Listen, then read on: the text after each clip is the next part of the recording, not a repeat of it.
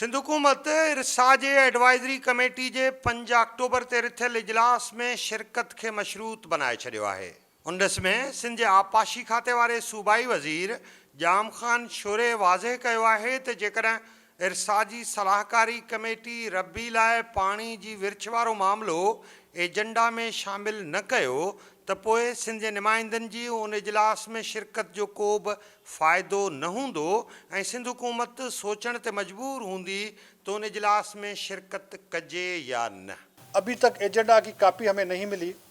क्या उस एजेंडा में इन्होंने पानी की डिस्ट्रीब्यूशन कर दी है और बाकी तरबेला डैम की जो मॉडिफिकेशन करने जा रहे हैं या कंस्ट्रक्शन करने जा रहे हैं वो रखी है?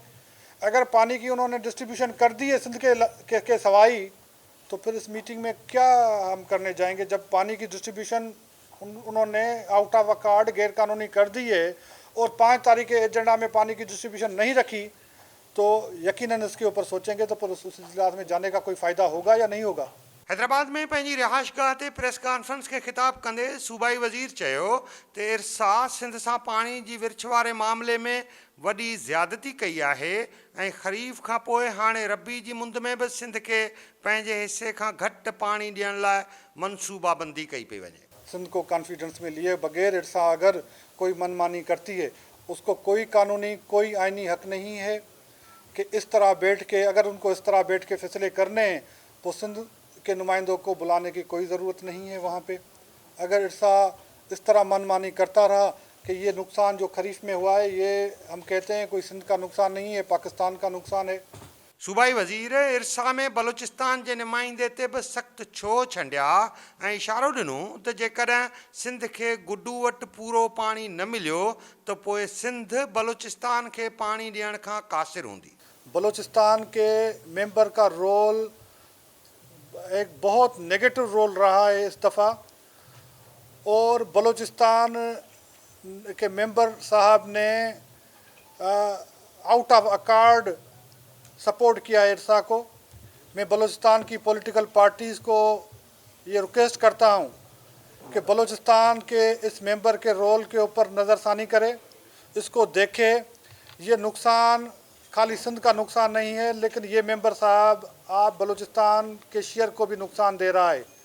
अगर कोटड़ी सखर बैराज के ऊपर गुड्डू के ऊपर पानी नहीं पहुंचेगा तो हम इस काबिल नहीं होंगे कि पट फीडर से और NW कैनाल से बलूचिस्तान को पानी दे सकें। आबपाशी खाते जे वज़ीर प्रेस कॉन्फ्रेंस दौरान वाज़े कयो त सिंध पंहिंजो case common of council interest में विढ़ण जी कोशिश कंदी।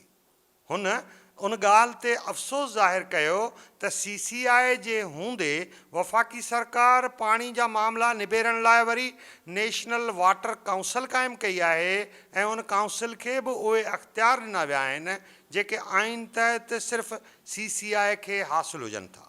कि इन्होंने एक नेशनल वाटर पॉलिसी बनाई, उस नेशनल वाटर पॉलिसी में उन्होंने एक नेशनल वाटर काउंसिल बना दी है, और वो नेशनल वाटर काउंसिल को जो उन्होंने TORs में पावर दिए हैं वो CCI वाले दे दिए हैं। अब CCI कुछ डिसीजन करने की बजाय एक उन्होंने नेशनल वाटर काउंसिल बना दी है, जो केस उनको डिसाइड नहीं करना होता वो नेशनल वाटर काउंसिल में भेज देते हैं। तो मैं समझता हूँ नेशनल वाटर काउंसिल CCI से बड़ा इदारा नहीं है, आइनी इदारा CCI है, उसको बैठ के ये डिसाइड करना पड़ेगा। ॾिठो वञे त सूबनि विच में पाणी जो मसइलो इंतिहाई शिदत अख़्तियार करे वियो आहे। उन करे वफ़ाक़ी हुकूमत खे घुरिजे त हू हिन मसइले जे हल लाइ इरसा खे पाबंद बणाए त हू 1991 ईस्वी वारे ठाह तहत पाणी जी विर्छ खे यकीनी बनाए। इरसा ख़ुदि पाणी जे उन ठाह तहत वजूद में आयल हिकु अहिड़ो इदारो आहे जंहिंखे हर हाल में उन ठाह ते अमल कराइण लाइ क़ाइमु कयो वियो हो। हाणे जॾहिं इरसा जा कुझु मेंबर ई पंहिंजनि सूबनि जी धुर बणिजी विया आहिनि, तॾहिं सुवाल इहो थो पैदा थिए त हिन इदारे जे वजूद जो ॿियो आख़िर कहिड़ो जवाज़ बाक़ी बचे थो। कैमरामैन नियाज़ मल्लाह सां गॾु फैज़ खोसो, टाइम न्यूज़, हैदराबाद।